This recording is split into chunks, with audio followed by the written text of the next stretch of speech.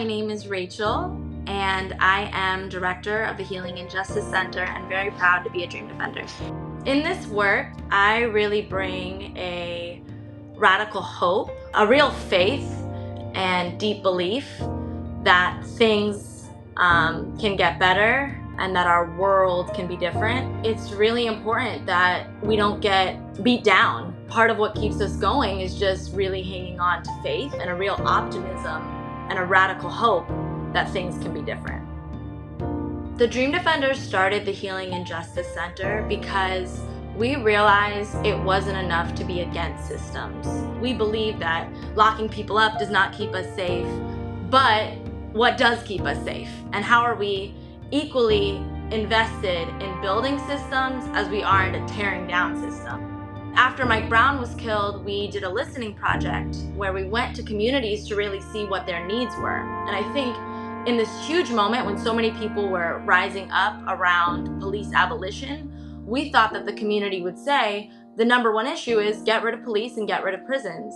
But instead what we heard from people was a real need for safety and a real need for healing and a real fear of what they were going to do for their kids, for their elders, for their neighbors around keeping the community safe. In that moment where I really had this realization that as prison abolitionists, we had to be meeting the need around safety. People's imaginations had really been hijacked to think that police was the only solution around safety. And so the Dream Defenders began building the Healing and Justice Center.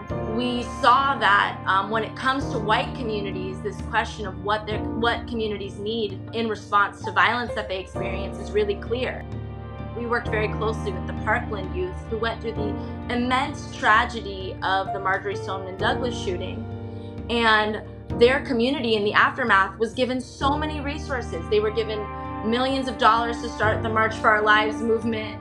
They were given access to all sorts of healing resources, emotional support animals, therapists, all sorts of resources. In that same period, there had been several shootings in a neighborhood called Liberty City where Dream Defenders is based. And we helped those young people plan a student walkout, and they were met with police on horses. They were met with criminalization. So really the tale of two communities that experienced grief and just the complete different response that they got from the state. So it was really clear to us, how do we bring resources around addressing trauma? Hurt people. So to end the cycle of violence, we have to figure out how to break it by helping people heal, helping people process trauma, helping people grieve. So we started the Healing and Justice Center, and that's what that project is really about. And when I feel hopeless and stuck and confused and like stuff is just, the world is way too hard, the person I return to is Harriet Tubman. And I think about how Harriet Tubman, I think, traveled something like 13 times, led 13 trips to help people escape slavery. And I think about the courage that took to keep directly facing racist violence, the creativity it took, the ingenuity, the resourcefulness it took to risk her own freedom to go back and try to bring others with her. If Harriet Tubman was able to do that, then really we're capable of anything. Yeah, so I really returned to Harriet Tubman and what she did, and then no obstacle feels too great, you know? Anything feels possible.